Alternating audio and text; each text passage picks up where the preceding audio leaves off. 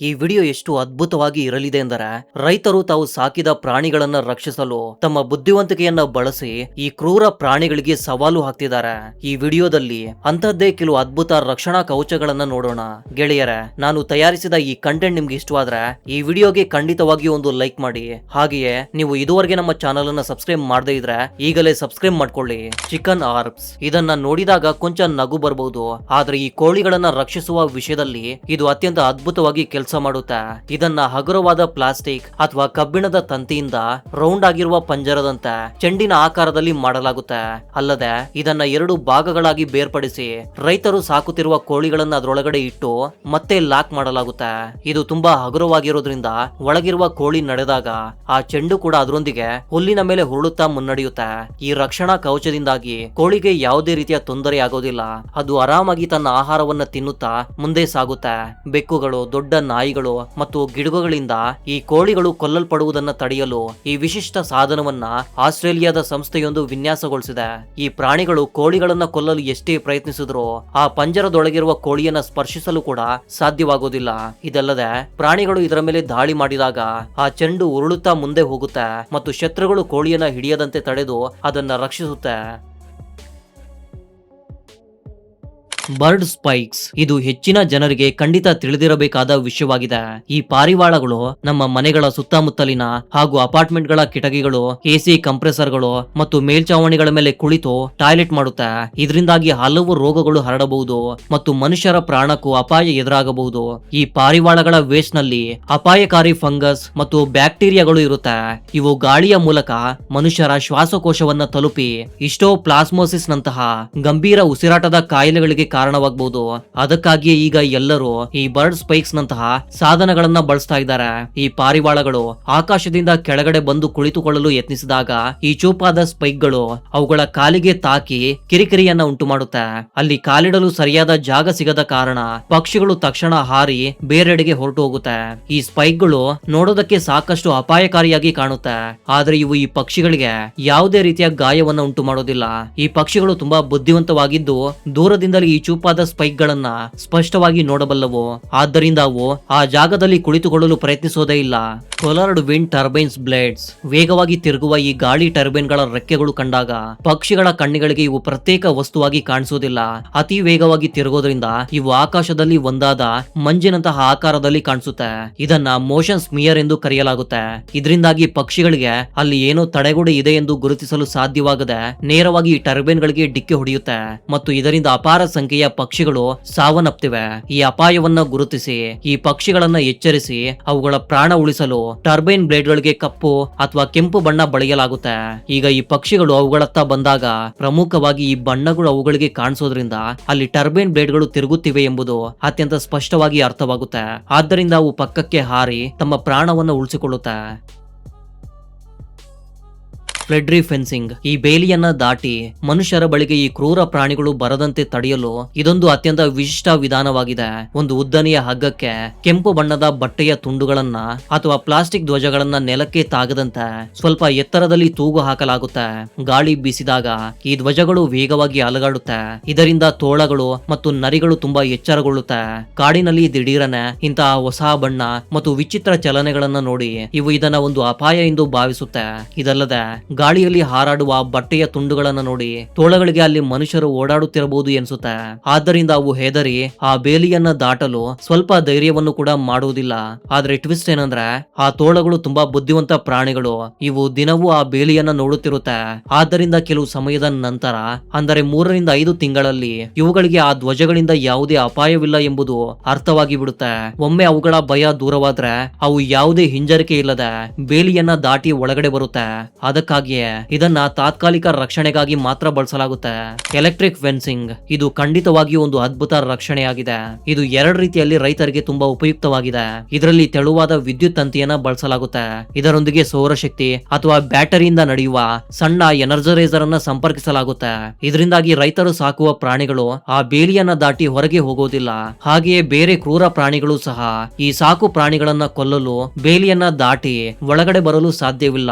ಯಾಕಂದ್ರೆ ಪ್ರಾಣಿಗಳು ಪ್ರಾಣಿಗಳು ಆ ಬೇಲಿಯನ್ನ ದಾಟಲು ಯತ್ನಿಸಿದ ತಕ್ಷಣ ಅವುಗಳಿಗೆ ತೀವ್ರ ವಿದ್ಯುತ್ ಆಘಾತ ಉಂಟಾಗುತ್ತೆ. ಈ ವಿದ್ಯುತ್ ಆಘಾತದ ವೋಲ್ಟೇಜ್ ತುಂಬಾ ಕಡಿಮೆ ಇರುತ್ತೆ. ಈ ಕರೆಂಟ್ ಪ್ರಾಣಿಗಳನ್ನ ಕೊಲ್ಲೋದಿಲ್ಲ, ಬದಲಿಗೆ ತೀವ್ರ ನೋವಿನ ಅನುಭವ ನೀಡಿ ಅವುಗಳನ್ನ ಹೆದರಿಸುತ್ತೆ.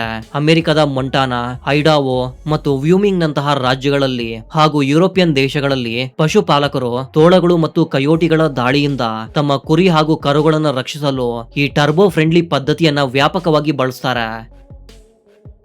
ಕಯೋಟಿ ವೇಸ್ಟ್ ನೋಡಲು ವರ್ಣರಂಜಿತ ಮತ್ತು ವಿಚಿತ್ರವಾಗಿ ಕಾಣುವ ಈ ರಕ್ಷಣಾ ಕವಚವು ಬೆಕ್ಕುಗಳು ಮತ್ತು ಸಣ್ಣ ತಳಿಯ ನಾಯಿಗಳನ್ನ ಕಾಡು ನರಿಗಳು, ದೊಡ್ಡ ನಾಯಿಗಳು ಅಥವಾ ಆಕಾಶದಿಂದ ದಾಳಿ ಮಾಡುವ ಗಿಡಗ ಮತ್ತು ಹದ್ದುಗಳಿಂದ ರಕ್ಷಿಸಲು ಇದನ್ನ ವಿನ್ಯಾಸಗೊಳಿಸಲಾಗಿದೆ. ವಿಶಿಷ್ಟ ಮುಳ್ಳಿನ ರಕ್ಷಣಾ ಕವಚವಾಗಿದೆ ಇದು. ಕ್ಯಾಲಿಫೋರ್ನಿಯಾದ ದಂಪತಿಗಳ ಒಂದು ಸಣ್ಣ ನಾಯಿಯನ್ನ ಕಾಡು ನರಿಯೊಂದು ಎತ್ತೊಯ್ದು ಕೊಂದ ನಂತರ ಭವಿಷ್ಯದಲ್ಲಿ ಯಾವುದೇ ಸಾಕು ಪ್ರಾಣಿಗೆ ಇಂತಹ ಸ್ಥಿತಿ ಬರಬಾರದು ಎಂದು ಆಲೋಚಿಸಿ ಅವರು ಈ ವಿಶೇಷ ವೆಸ್ಟ್ ಅನ್ನ ವಿನ್ಯಾಸಗೊಳಿಸಿದ್ರು. ಈ ವೆಸ್ಟ್ ಧರಿಸಿದ ನಾಯಿಯನ್ನ ನೋಡಿದ ತಕ್ಷಣ ಕ್ರೂರ ಪ್ರಾಣಿಗಳಿಗೆ ಒಂದು ವಿಚಿತ್ರ ಜೀವಿಯಂತೆ ಕಾಣಿಸುತ್ತೆ. ಅದರ ವಿಚಿತ್ರ ರೂಪವನ್ನ ನೋಡಿಯೇ ಅರ್ಧದಷ್ಟು ಪ್ರಾಣಿಗಳು ದಾಳಿ ಮಾಡದೆ ಹಿಂದೆ ಸರಿಯುತ್ತೆ. ಇದಲ್ಲದೆ ಮಾಲೀಕರು ಯಾವುದೇ ಭಯವಿಲ್ಲದೆ ತಮ್ಮ ಸಾಕು ಪ್ರಾಣಿಗಳನ್ನ ಮನೆಯ ಅಂಗಳ ಅಥವಾ ಪಾರ್ಕ್ ಗಳಲ್ಲಿ ಬಿಟ್ಟು ನಿಶ್ಚಿಂತರಾಗಿರಬಹುದು. ಪ್ರಸ್ತುತ ಅಮೆರಿಕ, ಕೆನಡಾ ಮತ್ತು ಆಸ್ಟ್ರೇಲಿಯಾದಲ್ಲಿ ವಾಸಿಸುವ ಜನರು ಈ ಕಾಯೋಟಿ ವೆಸ್ಟ್ ಅನ್ನ ಅಧಿಕವಾಗಿ ಬಳಸ್ತಿದ್ದಾರೆ.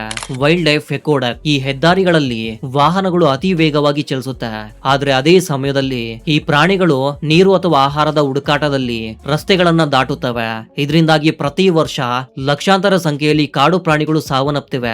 ಅಷ್ಟೇ ಅಲ್ಲ, ಇಲ್ಲಿ ಕಾಡು ಪ್ರಾಣಿಗಳು ಮಾತ್ರ ಸಾಯೋದಿಲ್ಲ, ಬದಲಿಗೆ ದಿಢೀರನೆ ಪ್ರಾಣಿಗಳು ರಸ್ತೆಗೆ ಬಂದಾಗ ಚಾಲಕರು ಹಠಾತ್ ಬ್ರೇಕ್ ಹಾಕ್ತಾರೆ. ಇದರಿಂದ ಅವರು ಅಪಘಾತಗಳಿಗೆ ಈಡಾಗಿ ಕೆಲವರ ಪ್ರಾಣವೇ ಹೋಗುವ ಪರಿಸ್ಥಿತಿ ನಿರ್ಮಾಣವಾಗುತ್ತೆ. ಅದಕ್ಕಾಗಿ ಇಂತಹ ಅಪಘಾತಗಳು ತಡೆಯಲು ಈ ಹೆದ್ದಾರಿಗಳಲ್ಲಿ ವಿಶೇಷ ಸೇತುವೆಗಳನ್ನು ನಿರ್ಮಿಸಲಾಗ್ತಿದೆ. ಈ ಸೇತುವೆಗಳ ಮೇಲೆ ಸಿಮೆಂಟ್ ರಸ್ತೆ ನಿರ್ಮಿಸುವ ಬದಲು ದಪ್ಪನೆಯ ಮಣ್ಣನ್ನ ಹಾಕಿ ಕಾಡಿನಲ್ಲಿ ಬೆಳೆಯುವ ಹುಲ್ಲು, ಸಣ್ಣ ಗಿಡಗಳು ಮತ್ತು ಮರಗಳನ್ನ ಬೆಳೆಸಲಾಗ್ತಿದೆ. ಜೊತೆಗೆ ಸೇತುವೆಯ ಎರಡು ಬದಿಗಳಲ್ಲಿ ದೊಡ್ಡ ಗೋಡೆಗಳನ್ನ ನಿರ್ಮಿಸಲಾಗುತ್ತೆ. ವಾಹನಗಳ ಬೆಳಕು ಮತ್ತು ಶಬ್ದ ಪ್ರಾಣಿಗಳಿಗೆ ಇದು ರಸ್ತೆಯ ಮೇಲಿರುವ ಸೇತುವೆ ಎಂದು ಅನಿಸದೆ ಕಾಡಿನ ಒಂದು ಭಾಗವೆಂದು ಅನಿಸುವಂತೆ ಇದನ್ನ ರೂಪಿಸಲಾಗುತ್ತೆ. ಇದರಿಂದ ಆನೆಗಳು, ಹುಲಿಗಳು, ಜಿಂಕೆಗಳು ಮತ್ತು ಕೋತಿಗಳು ಈ ಸೇತುವೆಯ ಮೇಲಿಂದ ರಸ್ತೆ ದಾಟಬಹುದು ಹಾಗೂ ಪ್ರಾಣಿಗಳ ಪ್ರಾಣದ ಜೊತೆಗೆ ಮನುಷ್ಯರ ಪ್ರಾಣವನ್ನು ಉಳಿಸಬಹುದು. ಬಿ ಹೈ ಫೆನ್ಸಿಂಗ್ ಆನೆಗಳು ವಾಸಿಸುವ ಪ್ರದೇಶಗಳಲ್ಲಿ ಜನರು ಬೇಲಿಗಳ ಮೇಲೆ ಜೇನು ನೊಣಗಳ ಪೆಟ್ಟಿಗೆಗಳನ್ನು ಅಳವಡಿಸಿ ಆನೆಗಳು ಮನುಷ್ಯರು ವಾಸಿಸುವ ಪ್ರದೇಶಗಳಿಗೆ ಬರದಂತೆ ತಡೆಯುತ್ತಿದ್ದಾರೆ. ವಾಸ್ತವವಾಗಿ ಆನೆಯ ಚರ್ಮವು ಅತ್ಯಂತ ದಪ್ಪವಾಗಿರುತ್ತೆ. ಅಷ್ಟು ದಪ್ಪ ಚರ್ಮಕ್ಕೆ ಈ ಜೇನು ನೊಣಗಳು ಏನು ಮಾಡಲು ಸಾಧ್ಯವಿಲ್ಲ ಎಂದು ನಮ್ಗೆ ಅನ್ಸುತ್ತೆ. ಆದ್ರೆ ಅದರ ದೇಹದ ಕೆಲವು ಭಾಗಗಳು ಅತ್ಯಂತ ಸೂಕ್ಷ್ಮವಾಗಿರುತ್ತೆ. ಕಣ್ಣುಗಳು, ಬಾಯಿ, ಕಿವಿಗಳ ಹಿಂಭಾಗ ಮತ್ತು ಮುಖ್ಯವಾಗಿ ಅದರ ಸೊಂಡಲಿನ ಒಳಭಾಗ ತುಂಬಾ ಸೂಕ್ಷ್ಮವಾಗಿರುತ್ತೆ. ಜೇನು ನೊಣಗಳು ಗುಂಪಾಗಿ ಬಂದು ಆನೆಯ ಸೊಂಡಿಲಿನ ಒಳಗಡೆ ಕಡಿದ್ರೆ ಆನೆಗೆ ಆ ನೋವನ್ನ ತಡೆಯಲು ಸಾಧ್ಯವೇ ಆಗೋದಿಲ್ಲ. ಸೊಂಡಲಿನೊಳಗೆ ಊತ ಬಂದರೆ ಅದಕ್ಕೆ ಉಸಿರಾಡುವುದು ಕೂಡ ತುಂಬಾ ಕಷ್ಟವಾಗುತ್ತೆ. ಅದಕ್ಕಾಗಿಯೇ ಈ ಆನೆಗಳು ಈ ಸಣ್ಣ ಜೇನು ನೊಣಗಳಿಗೆ ಬೆದರುತ್ತವೆ. ಕರ್ನಾಟಕ, ಅಸ್ಸಾಂ, ಕೇರಳ, ಪಶ್ಚಿಮ ಬಂಗಾಳ ಮತ್ತು ಒಡಿಶಾದಂತಹ ಆನೆಗಳ ಓಡಾಟ ಹೆಚ್ಚಿರುವ ರಾಜ್ಯಗಳಲ್ಲಿ ಅರಣ್ಯದ ಗಡಿಗೆ ಹೊಂದಿಕೊಂಡಿರುವ ಹಳ್ಳಿಗಳಲ್ಲಿ ಈ ಜೇನು ನೊಣಗಳ ಬೇಲಿಗಳನ್ನ ಯಶಸ್ವಿಯಾಗಿ ಅಳವಡಿಸಲಾಗಿದೆ. ಇದರಿಂದಾಗಿ ಆನೆಗಳು ಮನುಷ್ಯರ ಮೇಲೆ ದಾಳಿ ಮಾಡುವುದು ಮತ್ತು ಬೆಳೆಗಳನ್ನ ನಾಶ ಮಾಡುವುದು ಗಣನೀಯವಾಗಿ ಕಡಿಮೆಯಾಗಿದೆ. ಈಗಲ್ ಡಿಟರೆಂಟ್ ಬಲೂನ್ಸ್ ಈ ಬಲೂನ್ಗಳು ವರ್ಣರಂಜಿತ ಬಣ್ಣಗಳಲ್ಲಿದ್ದು ಅವುಗಳ ಮೇಲೆ ದೊಡ್ಡ ಪ್ರಭೇದದ ಕ್ರೂರ ಪಕ್ಷಿಗಳ ಕಣ್ಣುಗಳಂತಹ ಚಿತ್ರಗಳನ್ನ ಮುದ್ರಿಸಲಾಗಿರುತ್ತೆ. ಇದರಿಂದಾಗಿ ಈ ಜಾಗಗಳಿಗೆ ಬರುವ ಸಣ್ಣ ಪಕ್ಷಿಗಳು, ಪ್ರಾಣಿಗಳು ಅಥವಾ ಬೇಟೆಯಾಡುವ ಗಿಡಗ ಮತ್ತು ಹದ್ದುಗಳಿಗೆ ಅಲ್ಲಿ ಯಾವುದೋ ದೊಡ್ಡ ಕ್ರೂರ ಪಕ್ಷಿ ಇದೆ ಎಂಬ ಭ್ರಮೆ ಉಂಟಾಗುತ್ತೆ. ಇದಲ್ಲದೆ ಗಾಳಿ ಬೀಸಿದಾಗ ಈ ಬಲೂನ್ಗಳು ವಿಚಿತ್ರವಾಗಿ ಅಲುಗಾಡುತ್ತವೆ. ಇದರಿಂದ ಶತ್ರುಗಳಲ್ಲಿ ಇನ್ನಷ್ಟು ಭಯ ಹುಟ್ಟುತ್ತೆ. ಕೆಲವು ರೀತಿಯ ಬಲೂನ್ಗಳಲ್ಲಿ ಹೋಲೋಗ್ರಾಫಿಕ್ ಕಣ್ಣುಗಳಿರುತ್ತೆ. ಪಕ್ಷಿಗಳು ಇವುಗಳನ್ನ ಯಾವುದೇ ದಿಕ್ಕಿನಿಂದ ನೋಡಿದ್ರು ಆ ಕಣ್ಣುಗಳು ತಮ್ಮನ್ನೇ ನೋಡುತ್ತಿವೆ ಎಂಬಂತೆ ಭಾಸವಾಗುತ್ತೆ. ಇದರಿಂದ ಅವು ಇನ್ನಷ್ಟು ಹೆದರುತ್ತೆ. ಈ ಬಲೂನ್ ಗಳನ್ನ ದೀರ್ಘಕಾಲದವರೆಗೆ ಒಂದೇ ಸ್ಥಳದಲ್ಲಿ ಇಟ್ರೆ ಪಕ್ಷಿಗಳು ಇವುಗಳಿಗೆ ರೂಢಿಯಾಗಿ ಅವುಗಳ ಭಯ ದೂರವಾಗುತ್ತೆ. ಆದ್ದರಿಂದ ಪ್ರತಿ 2 ಅಥವಾ 3 ವಾರಗಳಿಗೊಮ್ಮೆ ಅವುಗಳ ಬಣ್ಣಗಳನ್ನ ಅಥವಾ ಇರಿಸಲಾದ ಸ್ಥಳವನ್ನ ಬದಲಾಯಿಸ್ತಾ ಇರಬೇಕು.